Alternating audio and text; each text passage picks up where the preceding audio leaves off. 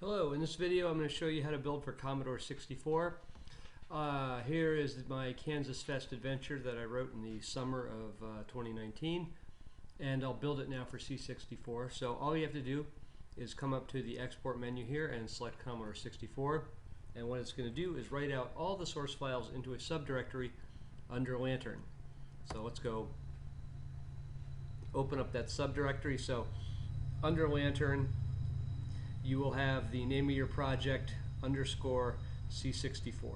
So that's where we are, and if I do ls-lrt, you can see I've got all the source files for the game here along with two build scripts. Either one will work. If you're running Cygwin, you can run build.sh. If you're in the command prompt, you can run build.bat. They both do the same thing. But in order to build, the script assumes that you have the Merlin 32 assembler in Lantern's in Lantern's bin folder, along with C1541, which is the tool for attaching the output file to the disk image.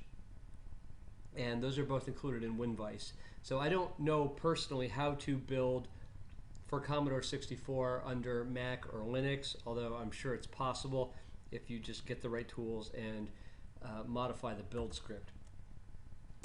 Let's look at the build script. And it's just checking to see if we have Merlin. It's checking to see if we have C1541. C1541 is included in WinVice. Merlin 32 can be downloaded and built from source.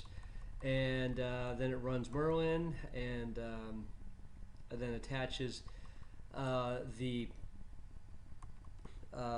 output file to the disk image whose name that you specified in Lantern.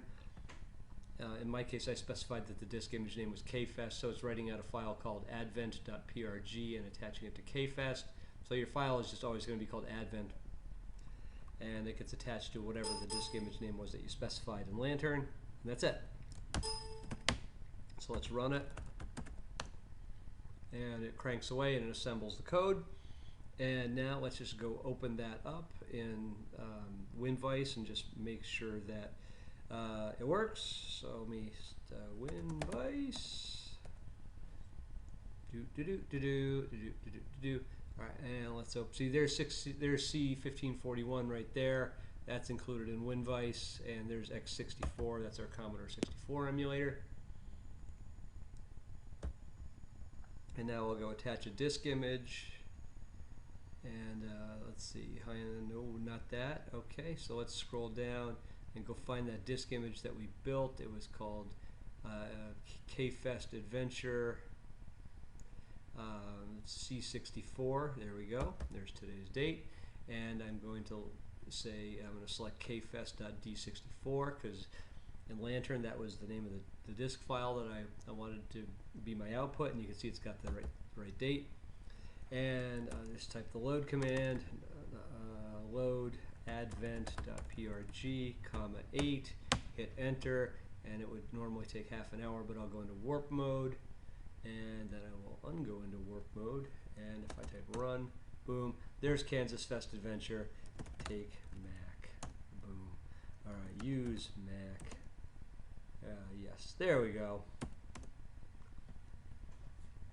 So there is Kansas Fest Adventure running on the Commodore 64. So building for the Commodore 64 is not easy.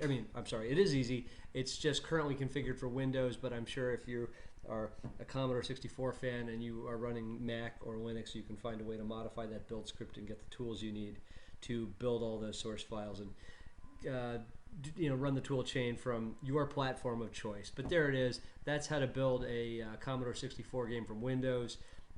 Hopefully you can get your game running without too many problems, but if you do run into problems, feel free to email me. I'll be happy to help you.